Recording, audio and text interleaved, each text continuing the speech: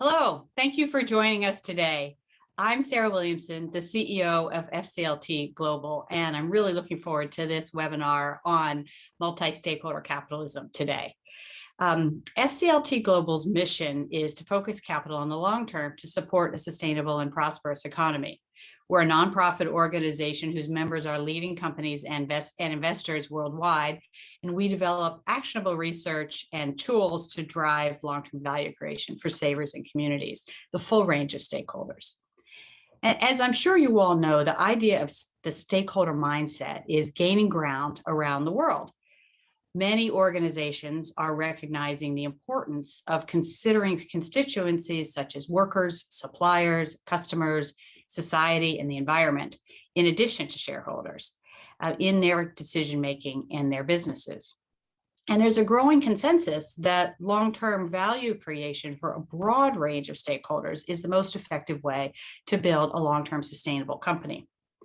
In fact, FCLTGlobal research demonstrates that companies that choose to prioritize long-term value creation benefit all stakeholders because long-term value is created for investors only when companies satisfy their customers, motivate and engage their employees, and maintain strong relations with their communities over time.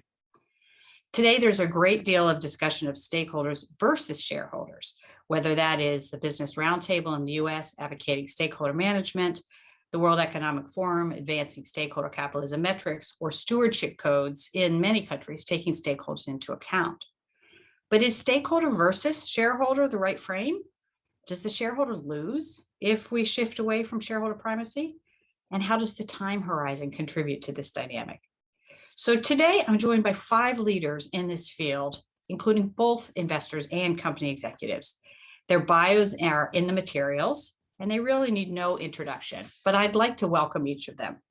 Peter Becker from the World Business Council for Sustainable Development, Karina Smith-Iannaccio from Norges Bank Investment Management, Alan Jope from Unilever, Ron Hanley from State Street Corporation, and Ronald Worcester from APG. So today's discussion will focus on this tension between investors and companies around how to achieve the goal of long-term value creation in a multi-stakeholder context. I'll ask each panelist a question, ask others to respond, and then we'll take questions from the audience and make sure we finish within 60 minutes. So again, welcome to all of the panelists. Thank you all for being here today. So Alan, let me start with you with the first question. Alan, you run a global company with many stakeholders around the world, including shareholders. How do you think about a multi-stakeholder model implying trade-offs? Are there trade-offs here? Is there a business case for companies adopting a multi-stakeholder model? Get us started with this mindset around multi-stakeholders, please. Well, hi, Sarah, and thanks everybody who's taken some time to engage in this important conversation. Let me start, if I may, Sarah, with Unilever's vision. Our vision is to demonstrate how our purpose-led and future-fit business model drives superior financial performance.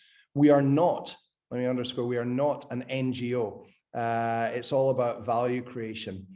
And yes, there is often this kind of talk, even challenge on the trade-off between sustainability and financial performance. If the goal of our company, if the goal of any company was absolute maximization of short-term profit, there would be many avoidable short-term investments that we could make. We wouldn't build that new factory. We wouldn't invest in advertising or R&D. Our levels of staffing would be very different. Anyone with a longer-term horizon wouldn't be necessary. We wouldn't invest in things like training or safety. But when we make these investments, we're not challenged on them, nor are we seen as trading off. We're seen as building for the future of the company. And that's exactly how we think about investing in our multi-stakeholder model. You know, when we look after our employees properly, they look after the business. When we serve consumers and customers with integrity, they come back. When they treat our business partners fairly, they do likewise. And when we do the right thing for societies and when we do business in a planet-friendly way, it's to make Unilever a stronger, more future-fit company, with the overall objective being to improve shareholder value creation. Unilever is not valued on the basis of 1 year of profit. Good companies manage short-term delivery and long-term delivery. And investing in sustainability is no different. It's about securing the future of the company, but it's not a blank check. It has to be in the context of delivering the short term. So I want to, as emphatically as I possibly can, stress we don't see sustainable business as an alternative to being financially successful. It's a contributor to economic success. And let me just lay out the business case as quickly as I can. It's becoming clearer and clearer to us that when we put our multi-stakeholder model at the heart and sustainability in our brands, we get faster growth. Kantar have looked across lots of sectors over 12 years and see purpose-led brands growing 175% faster than as cost. We think we've now taken about 1.2 billion of cost out of the business through sustainable sourcing, mainly through eco-efficiencies. Risk, 40% of our manufacturing sites are in water-stressed areas. A planet that's burning or underwater is not a good place for us to do business. But maybe the most important part of our business case is talent. We've seen Unilever shoot up the ranking of employers of choice for undergrads, but also for non-executive directors. So we think we're able to attract better people by putting these matters at the heart of our business. So not to mention investors, regulators, and consumers. We think there's many reasons why a multi-stakeholder model putting sustainability at the heart is better for the long-term value of Unilever and therefore for our shareholders. Great, thank you. So Karina, let me just turn to you. You're a very large investor, obviously at Norges. How do you react to what Alan just said? Do you buy it? Do you see companies that follow a multi-stakeholder model achieving more success over time, or is it really dependent on the company, the industry, the strategy? Yeah, hi, Sarah.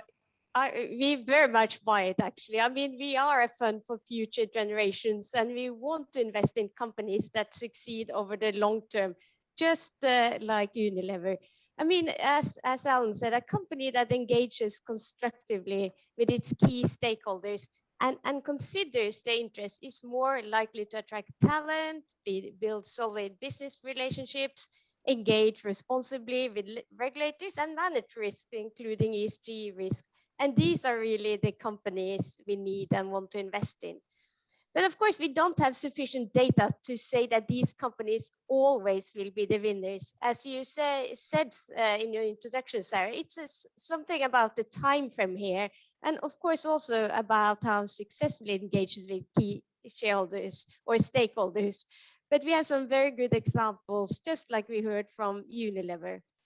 And for us, being a shareholder in more than 9,000 companies in more than 70 countries, this is also about companies being responsible for their social and environmental costs, because what one company does may directly hurt other companies' ability to create value, and also society at large, which again will affect universal owners like us.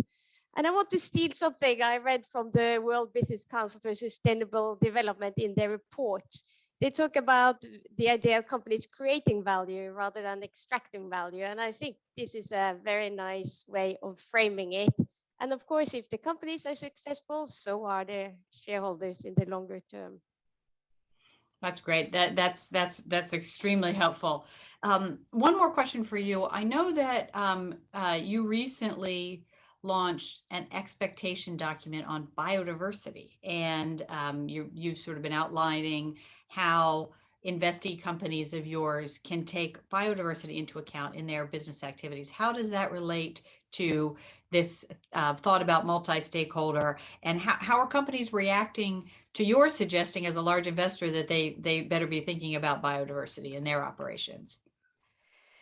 Yes, I mean, in the longer term, the planet is maybe the most important stakeholder. So we are very excited that we now have published clear expectations to companies on biodiversity. And our experience actually is that companies appreciate transparency and clarity, knowing the views of their investors. And even before we published the document, we engaged with several companies, as well as NGOs and academia, and got very useful input. So why this topic for a large investor?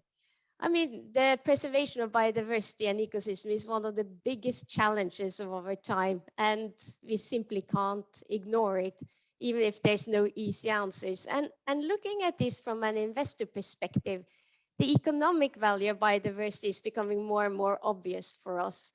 Biodiversity is declining at an alarming rate, and this decline may have financial consequences for companies and ultimately investors like us.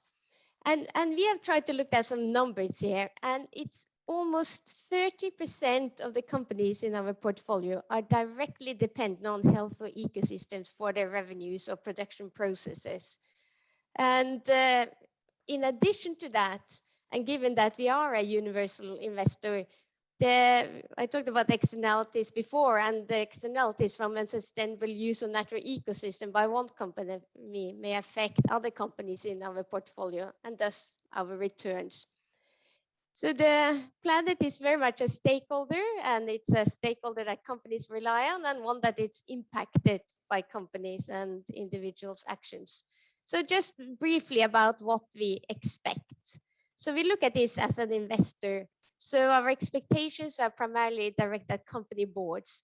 And we expect companies that are dependent on or impact biodiversity to integrate nature-relevant considerations into their corporate strategy, risk management, and reporting.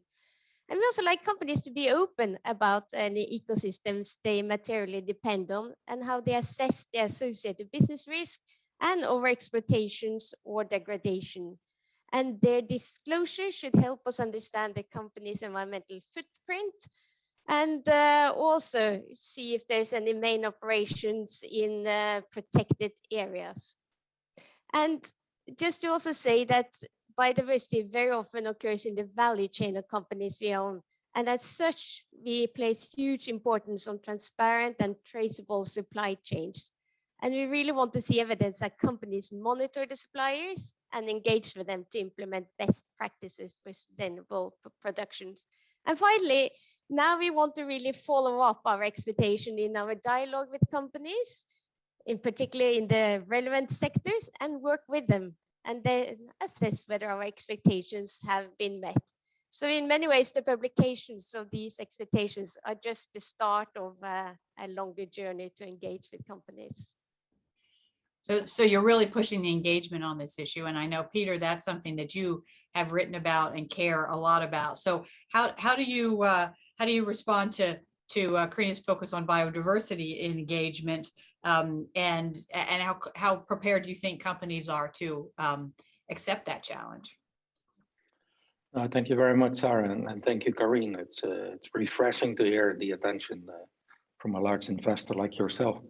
I think companies are ready for it. You know, we have published as WBCSD Vision 2050 Time to Transform, in which we argued there are 3 global pressing challenges that every business in the world must now address: the climate emergency, the loss of nature or loss of biodiversity, as Karine mentions, and mounting inequality. And it's now imperative for each business to look at these challenges, not as a CSR type of exercise, but really integrated into their enterprise risk management systems. Like Alan said, you know, a world on fire or underwater makes for a pretty unpredictable supply chain. Integrated into the risk management, integrated into strategy, set targets that are science-based, integrated into operational decision-making, then integrated into ESG, the whole disclosure to capital markets. And there, I want to make a very clear point to what you said earlier, Sarah. I do not think of stakeholder capitalism as being in competition with shareholder capitalism. We need to make shareholder capitalism integrate the impacts on other stakeholders. And that's the way to get to a financial system in which the business will have the incentive to invest, will be held accountable if they do not make the right decisions. So we need to push hard for the standard in ESG, which IFRS is now going to launch in a few weeks. The SEC in the US is looking at how to step up the disclosures around, I think initially climate, but that will broaden to nature later on as well. Then we need to really integrate it into the governance of business. So concepts like TCFD, the Task Force for Climate-Related Disclosures, need to be made mandatory. TNFD, the Task Force for Nature-Related Disclosures, shortly on its heels will go the same route. And then we need to have a conversation, and I'll be really interested in some of the responses from the investors in the room on how are we going to truly integrate this whole wave of new information into capital allocation and valuation models. Because what I notice now is there's an enormous push to get to a standard disclosure of ESG. There's an enormous push to hold boards and CEOs more accountable for these things. There's, in my opinion, not enough conversation on how will all this information lead to a change in valuation models. Because we all know that in the world of investment, valuations are made based on discounted cash flow analysis. And we can do everything we like, but nature doesn't send us invoices, doesn't ask for cash, and as such is not being integrated into valuation models. And my view is, unless we find a way to integrate it into those valuation models, into the investment decisions that funds like the ones on the line make, and we're not going to change the system fast enough. If we do find that answer, then what you'll see is the financial system will actually become the biggest accelerator towards a world in which 9 billion people can all live well within the boundaries of the planet. So Ron, let me turn to you. State Street is one of the largest investors in the world, and you've built a reputation as an investor that engages with companies. I know you've also been very focused on this issue of metrics that Peter raises. So how do you respond to Peter's call? And maybe you could tell us a little bit about how you think about the different kinds of financial tools that are emerging to think about both traditional sort of, accounting, but also much more non-traditional metrics. Thanks, Sarah. And let me begin by saying that I'm in quite broad agreement with Peter and the other panelists. I don't think this is a and versus an or. I think what it really is about short-term versus long-term. And as Alan opened up, sure, I mean, if we were all running our companies for the short term, we do things that were quite expeditious and, make no sense for the long term. But if you think about, who our investors are and who the big pools of capital that are actually investing, they have very long-term liabilities. They're pension funds, right? They're sovereign wealth funds. These have liabilities going out years, and in many cases, decades. So the idea of thinking and investing for the long term is quite consistent with the needs of most investors out there. And a lot of attention gets paid to the high frequency traders and what they're doing. But for the people that matter, the actual investors and what they're trying to do for their respective beneficiaries or participants, it is about the long term. Peter noted about this idea of integration and companies integrating these sustainability kinds of issues into their strategy. The same applies to investors. And what you've seen over the past decade and a half is, we started out with SRI, socially responsible investing, which was almost, it sat over here while, quote, we did our serious stuff. And we've evolved quite rapidly to the point where most investors, not just the passives, but the actives too, are thinking about how to integrate ESG into their investment risk framework. And that's the way to think about it, is that it's another investment risk. And particularly when you start to think about the long term and a long-term holding period, that it actually does matter.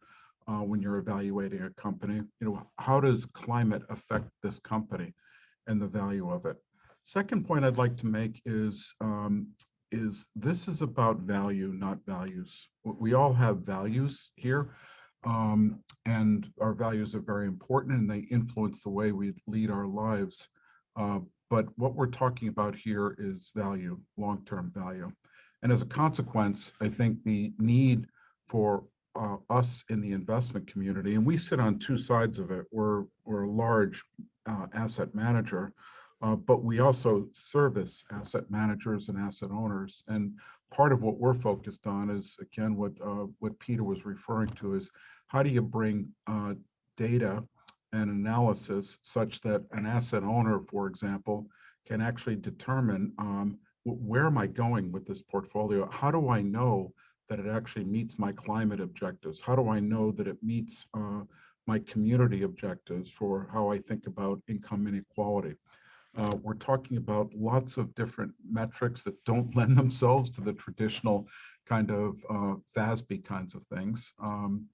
But the last thing maybe I'd leave you with is this is not new. I mean, if you go back before all of our careers here and think about how valuation worked, these were asset intensive companies, right? And you know, they needed the capital for assets, and you could kind of measure assets. There was that quaint metric that we don't use very much, return on assets. You know, what's the return on assets? What you've seen over the past, you know, certainly the last 20, 30 years is the rise in intangibles, right? Think about an Amazon or an Apple, right? What are the real kind of hard assets there? And so the need to think about measuring intangibles has become more and more important. And I would describe what we're talking about here as being analogous. And it's incumbent upon all of us to bring a set of metrics. I agree with Peter's point on TCFD. It's not perfect, but it's a very, very good start. And we need some consistency. And then, like accounting standards over time, they evolve as we learn more, but this idea of waiting for the perfect makes no sense. Companies and investors need some consistency. So I would advocate what Peter and the others are saying there. Great, thank you.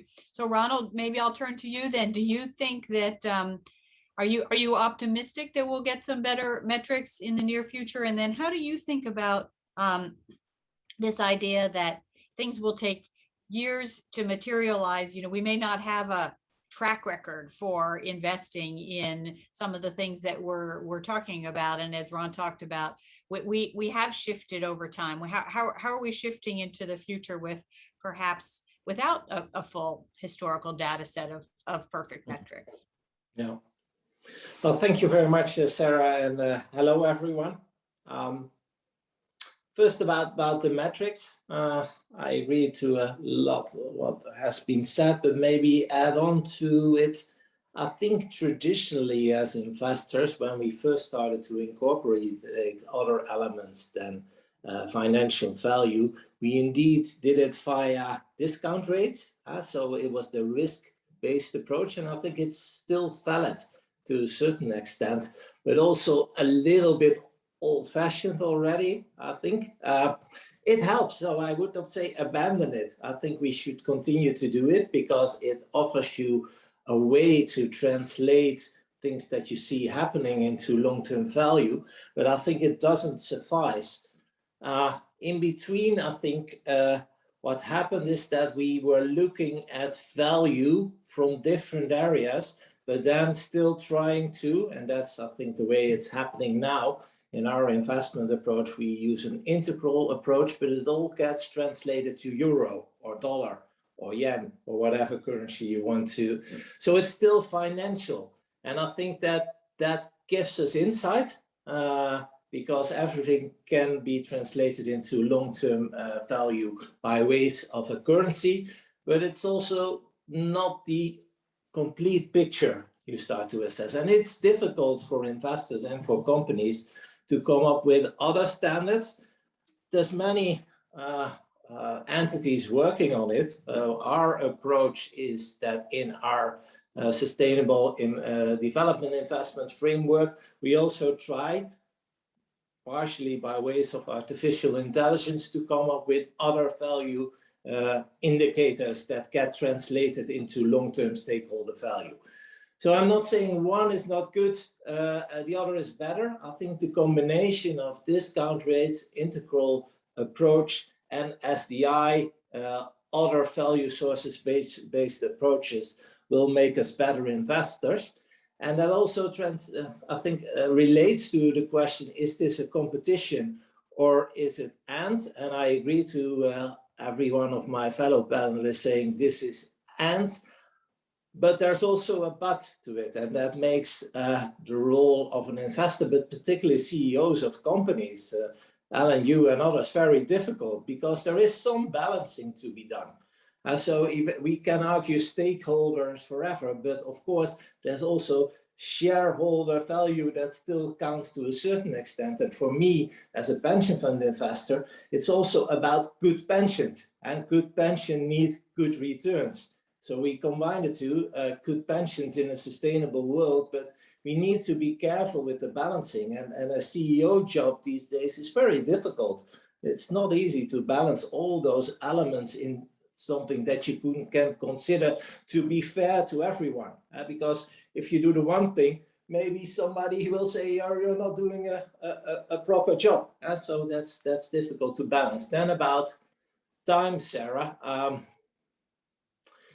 We know we need to speed up in many ways. So the competition for standards and metrics is a bit of an illustration on how we can do things wrong, because if we start to compete about metrics, and I think that's happening too much, then we don't get anywhere. Of course, it only changes things, not as APG or State Street or one other investor applies its own metric, but it starts to move when really capital, big capital, many asset owners, asset managers start to move things in a certain way.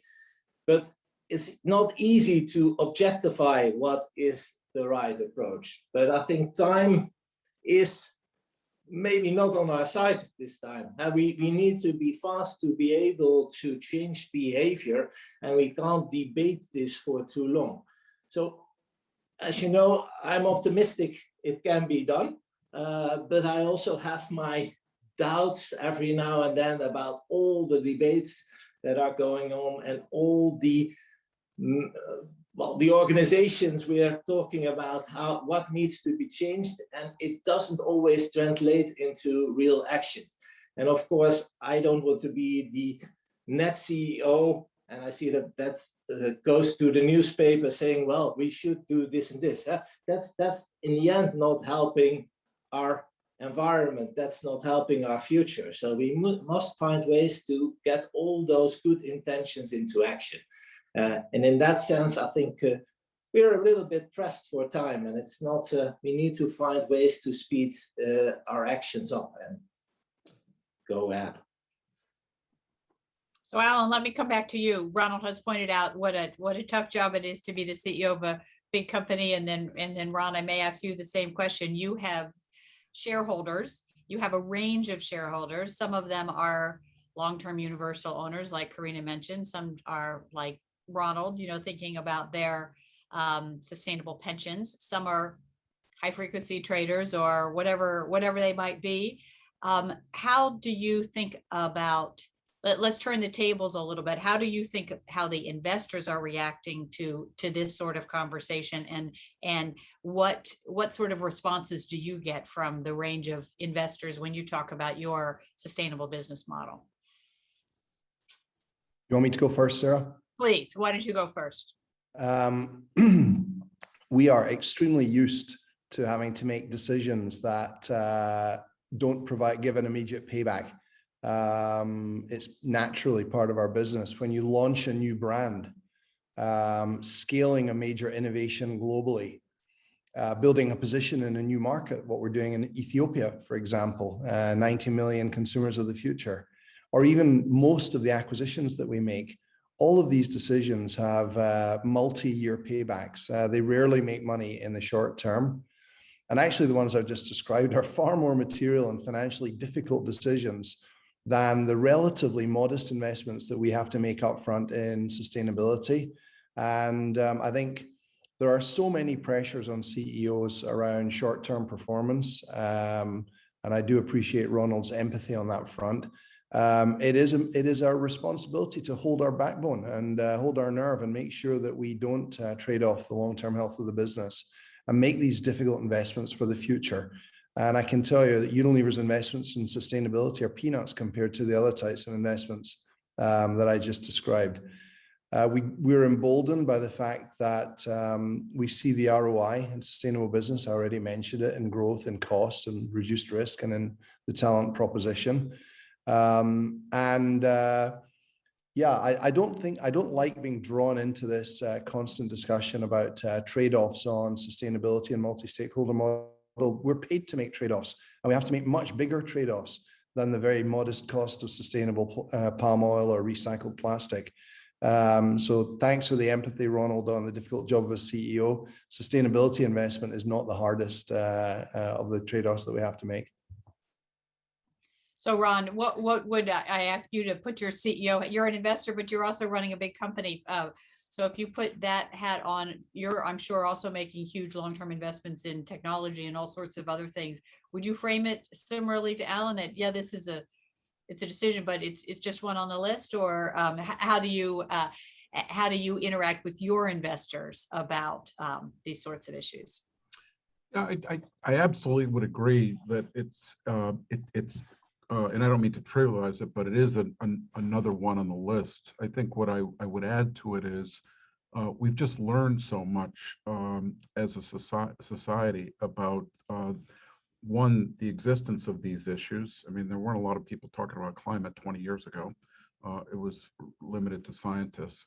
And two, how to even incorporate them. And I go back to you know, whether you're sitting as a CEO or sitting as an investor, what you're thinking about over the long term is risk and opportunity, and how do you manage and optimize those. And I think once you start thinking about things as a potential risk and what you do about it. So, you know, for example, you know, we have a lot of people, over half of our employees are outside the United States. And you start to think about local labor laws and local hiring practices, and you know, how is this going to work for the long term? You know, as we think about a place like India or Poland, and where we have large groups of people. Secondly, I absolutely agree with the point that that this trade-off between the long and the short term is the inherent role of top management. I mean, our bank, we're celebrating our 229th year this year. You know, what we do today is far different than what we did 229 years ago.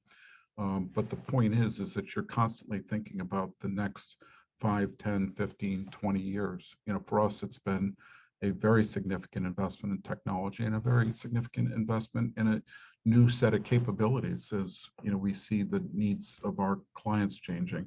And I think that's how you have to think about sustainability.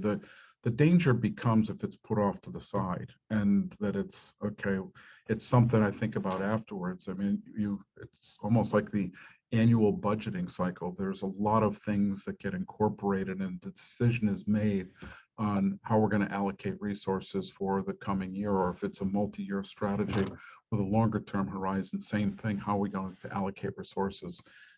In my mind, it's important to just bring it in as part of what we're doing and planning for day to day. I think that integration is such a key point. I think that we see time and again the people who have a real strategy and then a sustainability strategy and that are separate from each other, that never works, right? And I think we're increasingly seeing that. Well, we're getting a number of questions in the chat, and I would encourage people on the line to add others, but I'll pick from some and direct them to one person at a time, and then we've got a lot of interesting ones here, and that we had some submitted in advance too. But Peter, maybe I'll come to you on this one. Somebody asked us if the speakers agree that we need to move from a shareholder model of capitalism to a stakeholder version. What are the key characteristics of the new model going to be? And I know you talked a little bit about this in this report that you did recently. So let's say we get there. Let's say we accomplished what we're talking about. What does it look like when we get there? Sorry, Peter, I can't hear you. The famous mute button. Here we go. So one of the things as I mentioned, we published Vision 2050 Time to Transform. And in the run up to that, we wrote a piece, which if I'm able, I'll put it in the chat later, which is called Reinventing Capitalism. So this talks about, you know, what does capitalism look like once you start focusing on other stakeholders as well. And basically 4 characteristics we came out as a conclusion on that. The first one is you need to begin to internalize the externalities.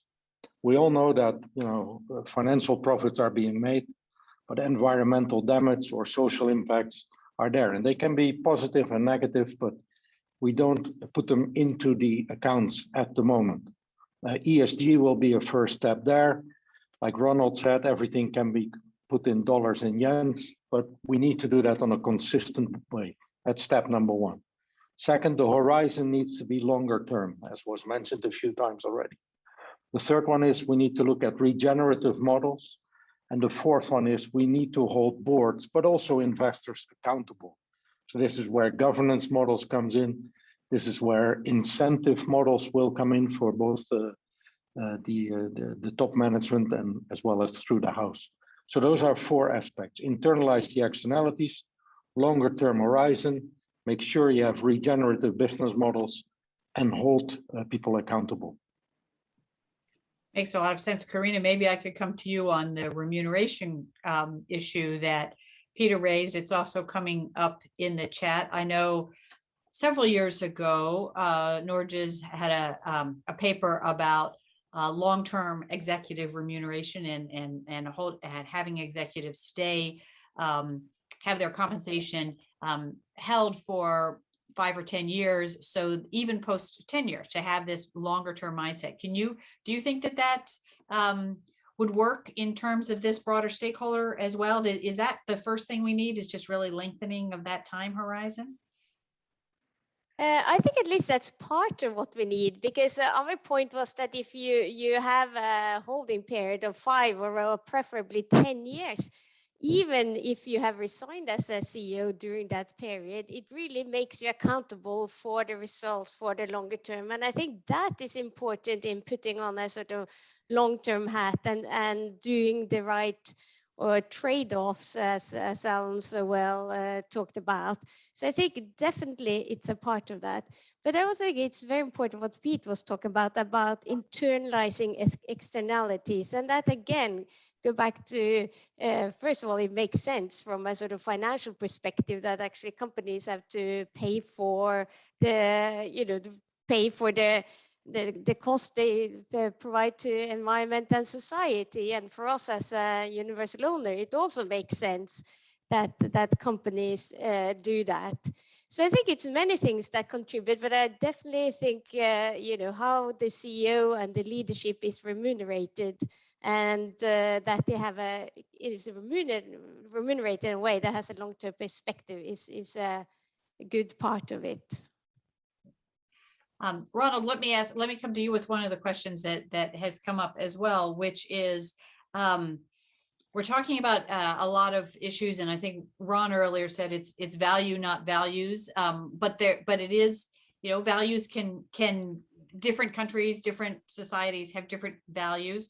Do you think the large shareholders are the right ones to be deciding, which stakeholder issues are most important? Because we clearly see in some countries, perhaps worker issues are more important, or supply chain issues are more important, or environmental. So what do you think about the role of the large shareholders like APG in deciding what goes first on the list?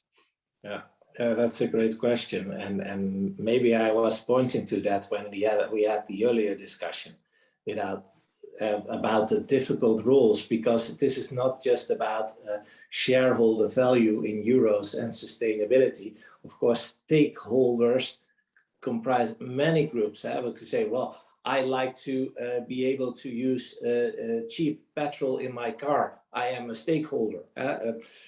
What about governments saying, well, we want to keep certain assets to ourselves? So I think the field is very complex, and indeed for an investor also makes it difficult to what do you emphasize. For instance, our approachment for engagement, of course, we have universal values, or the values of our clients, that we try to use in the talks we have with companies. But we must be aware that we should apply those in a certain context. So talking about environment in the United States of America is still something different than talking about it in Europe. Certain things are easier to talk about in Europe than in Asia. So I think context also still plays a role. One needs to consider different things and what can be achieved, what progress can you make in a certain context. It would be odd that investors would become the people who decide what is the universal truth. We can't do that. We can say, what do our clients like to see?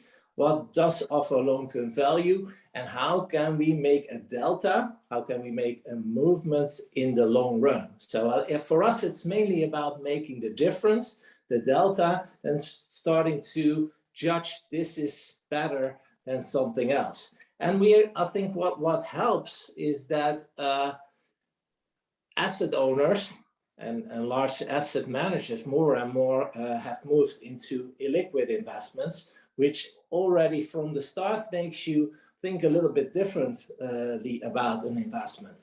We're used to capital markets investment where you have the CEO, and from an investment perspective, say, okay, I like this guy now, but maybe tomorrow I don't like him anymore, so I sell the stock. If you move into an illiquid investment, you already have a long-term horizon, usually at least 10 years or so. So you start to think like it, I am going to hire someone who does a project, and he or she will be rewarded for that in the long run. So you start to think about all the elements and all stakeholder aspects from the beginning, and you try to structure it in a way that it will offer value to your the people that benefit from our investments in the long run.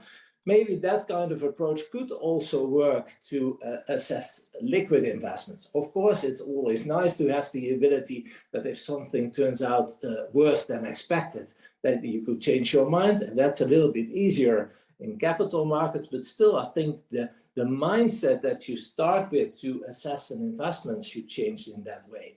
And then you can say as an investor, well, these were the goals that I have set. I expect so much euro value growth over so much time, but I also expect improvements for labor union relations. I expect these changes that will be beneficial to avoid climate change, things like that. And then you can build your long-term scorecard and start to approach it like that. And I think we should do a bit more like that and be probably a bit more patient for someone or a group of people who tries to do a job in creating real value. And of course, that's within boundaries. If people come completely off track, do strange things, then of course you should be able to change your mind. But otherwise, I think you should probably stick to the course for some time and give people time to execute on the plans that you've agreed with them. So Ron, let me come to you as another big investor on this call. You invest a lot, obviously, in liquid assets, public markets, but you also have a big indexed business, which means you can't just sell if you don't like the guy tomorrow, as Ronald said. How do you think about this issue of whether how you think about this values as a large shareholder, and whether either you're putting values on a company or your clients are using you to put values on a company, or how do you get away? How do you walk that values line that you brought up? Yeah, it's a good question, Sarah. And I would, picking up on Ronald's point, I would think about an index investment as having, in effect, the same or similar illiquidity characteristics. Because if you're committed to owning the index, then you're committed to owning all the companies in the index. And I always say that the index investing is the closest thing to permanent capital in public markets. And as long as a company is in the index, and we've been mandated by our client to invest in, call it what you want, the Acquiol world, the S&P 500, as long as a company's in there, we're going to be invested in it, which leads you very much away from the threat of divestment to the need for stewardship. And we've been at the stewardship game for a long time now. What's changed is the number, as this discussion has talked about, is the range of factors that we're asking boards to look into. And our primary engagement, or the target of our engagement, is with boards. We listen to management, but we look to boards to play the oversight role. You know, the danger that I think investors have is that somehow they think they can outmanage management. And if we get into that situation, then the whole theory of capitalism as we know it starts to fall apart. I mean, managements are agents of the shareholders. They're hired for their expertise and their ability to get things done. So what we look for in our engagement is, you know, what is the board's oversight model, and how are they overseeing some of the things that we're talking about here? So you look to things like, you know, what are the metrics that you look at, board? What's the expertise that the board has? You know, is the board independent of management? In other words, making its own decisions on the things that are within its purview, long-term strategy and those kinds of things. So it really is, in our mind, up to the board. Most importantly, boards can't do it alone, but without a good, strong, independent board, it won't get done. So Alan, let me ask you about the board issue, and I'm going to try to weave in one of the questions we got from the audience. So the question was, how can a company shift from a CEO-driven personal commitment to a leadership team commitment or a collective purpose? And I'm guessing that part of the answer to that is the board, and having the board be on board, if you will, with the overall strategy. But can you talk about how you think about boards? Because the last thing I'll add is that, you know, in our research at FCLT, boards are often cited actually as a source of short-term pressure, that CEOs can feel that their boards are saying, what about this quarter, rather than that longer term. So how do you think about the board's responsibilities here, and having that sort of collective responsibility for the long-term stakeholder-oriented strategy? Sorry, just come off mute there. If you, we believe that if a business wants to deeply embed a multi-stakeholder long-term value creation model with sustainability at its heart, no one lever is adequate. There's at least 4 different levers, and we've sort of touched on all of them. The first is it needs governance. So the board has got a responsibility, and we believe a subcommittee of the board that is specifically focused on sustainability is an important part of our governance. Secondly, it must be embedded in strategy. There cannot be, as you said, you know, a business strategy and then a standalone sustainability strategy. That's a ridiculous notion. If they're not integrated, then they're not serving each other. Third is you need structures in the organization. In our case, we want to have a few real experts on the planet, on societal impact, on plastics, on sustainable agriculture, but then we want distributed leadership. So I'm certainly not the mouthpiece of Unilever's sustainability strategy. Our head of R&D leads our initiatives on plastic, our head of supply chain on regenerative agriculture, our head of human resources on the social impact that we have. So a few experts, but distributed leadership. So that's the structure. And then maybe the most important one, or not most important, one very important one is reward. I can tell you my long-term reward is way more material than my short-term reward. It has a 5-year time horizon. And like every one of Unilever's 14,000 managers, a quarter of my long-term reward is based on delivery against important sustainability metrics. So it's only, I think, when you get governance, strategy, structure, and reward working in concert that you're likely to bake these considerations into the performance of the organization.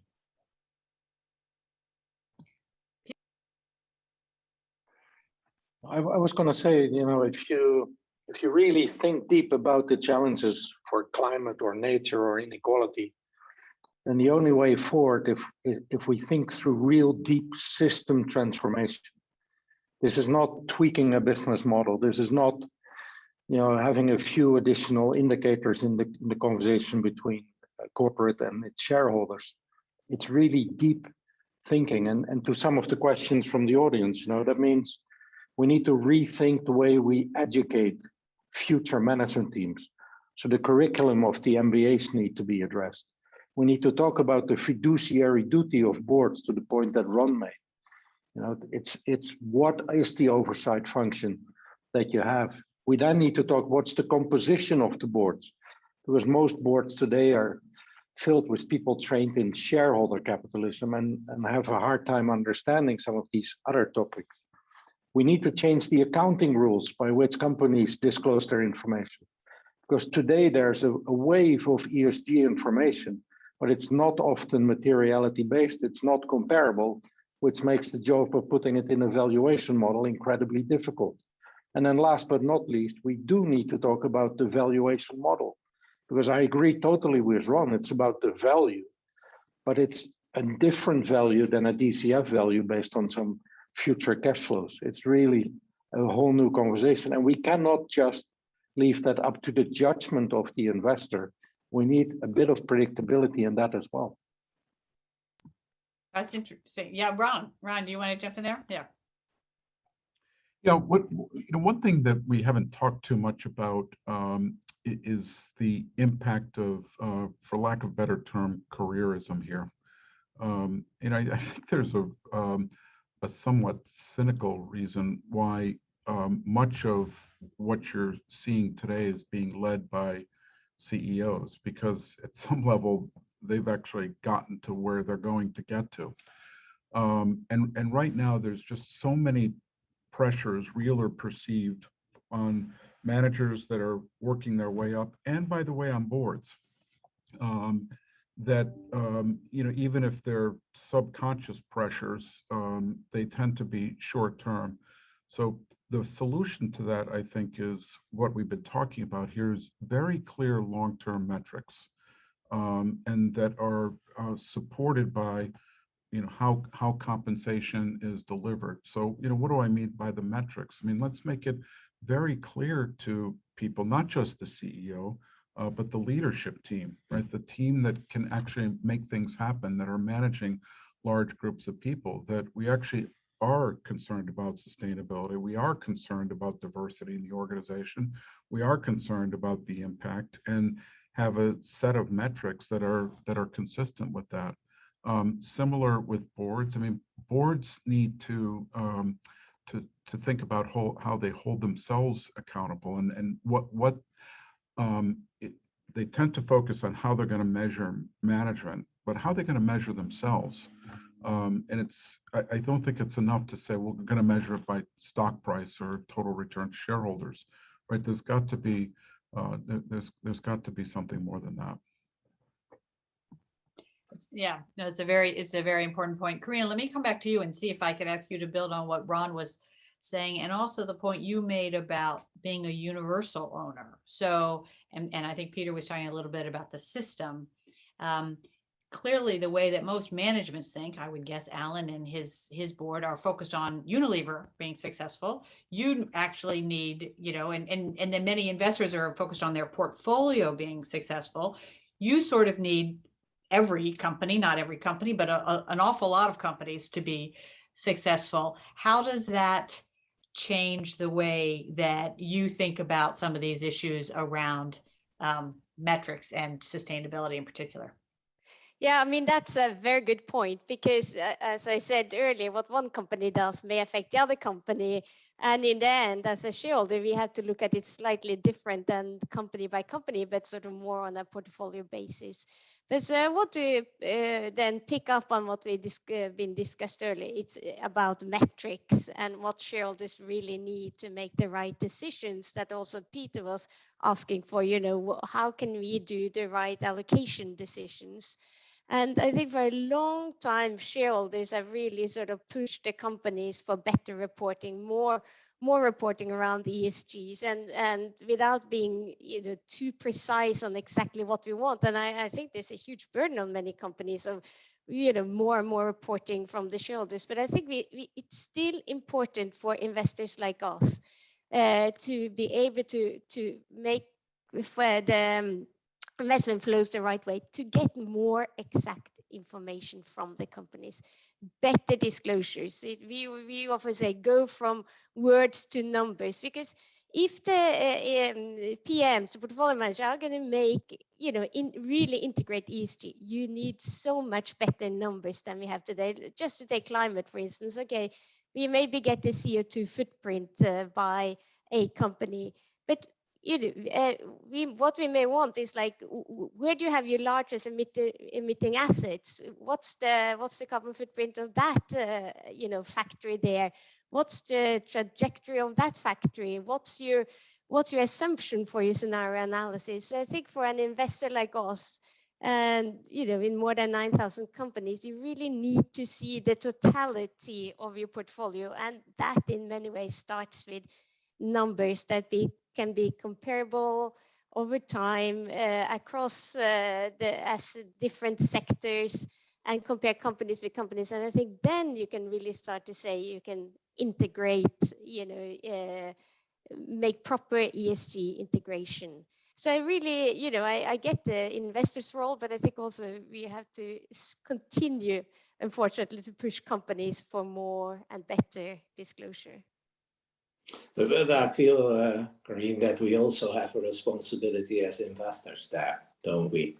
Because earnings, economic profit, also when I started my career as a young portfolio manager, of course, earnings are different for many companies. So it was also about cleansing of data, coming up what do we actually see in a certain company.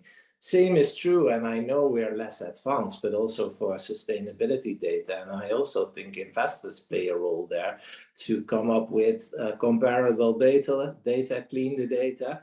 And I'm not saying companies already do everything they can. There's room for improvement, but I think there's also something we should offer from the other side, and translate all the information that's already there into better indicators for the performance of companies.